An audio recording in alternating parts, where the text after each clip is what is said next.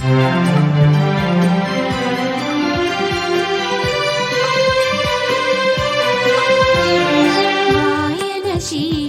വളരട്ടെ, മാനവഹൃദയം തെളിയട്ടെ.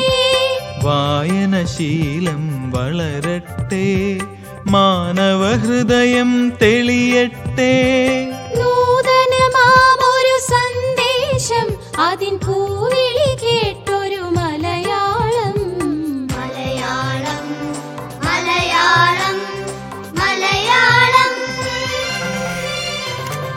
വായനശീലം വളരട്ടെ, മാനവഹൃദയം തെളിയട്ടെ.